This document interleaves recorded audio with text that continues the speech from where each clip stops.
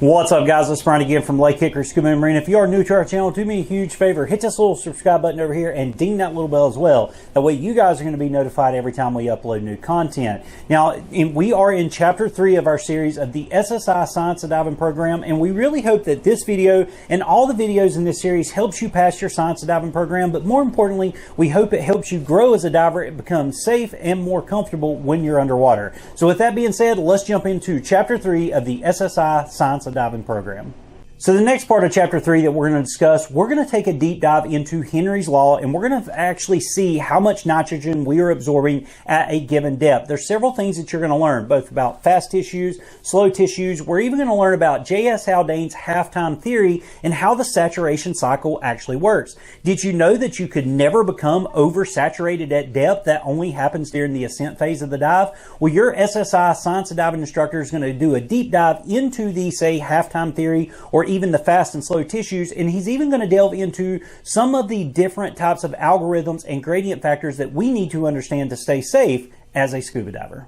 Now, the next part of chapter 3, we're going to be looking at eliminating certain gases as we make an ascent during the dive. And yes, we're primarily only talking about nitrogen here, but once again, there are other gases that we have to be concerned with when we're diving. Now, your SSI Science of Diving instructor is actually going to go over the different elimination rates based off your ascent rate and even based off what gases you're breathing. Now, the two phases of diving here that we're going to be discussing, of course, is recreational and technical. Recreational diving, otherwise known as no decompression diving, simply means at the end of the dive, you can make a straight ascent to the surface without any required stops. And yes, even safety stops are not required. They're just strongly encouraged. Now, if you do have some type of obligated stop, whether you are oversaturated from depth or time, then of course, you're going to have to perform what's called a decompression stop. If you want to learn a little bit more about this, check out the SSI Recreational Decompression class or any of the XR programs from SSI, because they're going to give you a better understanding of how to stay safe if you do happen to go beyond those limits, or even if you safely plan, say, a decompression dive. Now, as we go a little bit further into chapter 3, we're going to be looking at different saturation and desaturation models. And in short, we're going to be talking more about the dive tables and dive computers and how we appropriately plan dives. Yes, you can use the tables and the computers for both recreational and decompression or extended range technical diving as well, but we also want to make sure that we're planning for the appropriate gases, not only having enough gas to make the ascent, but the appropriate gases to eliminate that nitrogen that we did on gas. Your SSI Science of Diving instructor is going to go over the different planning phases throughout the dive and show you what's appropriate and what's not appropriate, whether you're a recreational or, say, a technical diver.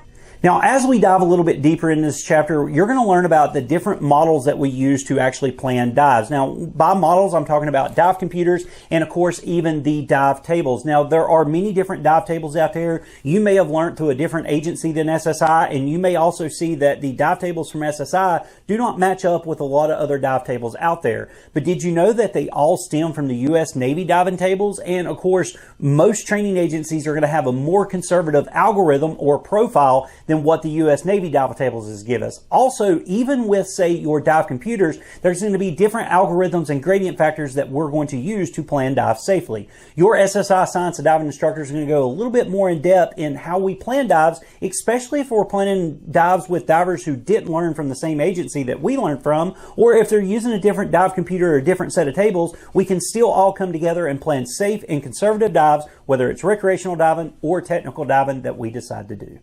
Now, the next part of chapter 3 is more or less just a review of some of the things you learn in the open water program. This is where we're talking about the different profiles of the dive itself. Now, we have just a basic U-shaped profile. This is where you go to a certain depth for a certain amount of time, then you make a slow, safe ascent. Then, of course, we also have what's called multi-level diving or multi-level profile diving. And this is where we're going to spend a little bit of time at our deepest depth and then gradually get shallower, increasing our bottom time as we stay shallower. Now, we can do this in a recreational sense, or we can do it in a technical sense, and this is where we have required decompression stops, and it's still multi-level diving. Your SSI Science of Diving instructor is going to go over the difference of, say, planning with a set of dive tables, that would be the U-shape or square profile, and then, of course, planning with a computer where we can actually do multi-level diving, very safe, and actually gain more time underwater.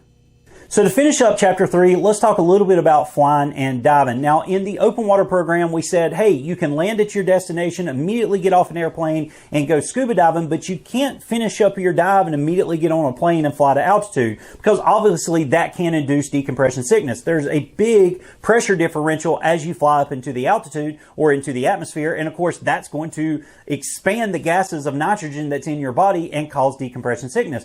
But did you know you could also get decompression sickness by simply driving after a dive? Yes. Maybe if you're diving below sea level and you drive up into altitude, maybe you're driving up into the mountains, you can also get decompression sickness that way. So if you want to learn a little bit more about altitude and altitude diving, check out the SSI Altitude Diving, because it's really going to go into detail of how do we dive at altitude and how do we get back to altitude after, say, a normal depth or a normal dive below sea level. All right, guys, so that's going to do it for Chapter 3 of the SSI Science of Diving program. We really hope this video and all the videos in this film series helps you grow as a diver. We hope that it makes you a more safe, confident, and comfortable diver as well when you're underwater. But I definitely want you to stay tuned. In Chapter 4 of the series, we're going to be looking at the different types of equipment and the different equipment mechanics that you really need to understand to stay safe as a scuba diver when you're underwater. But guys, if you got any questions, comments, or concerns, drop me a comment down below and we'll discuss. But until our next video, take care, God bless, and I'll see you in the next one.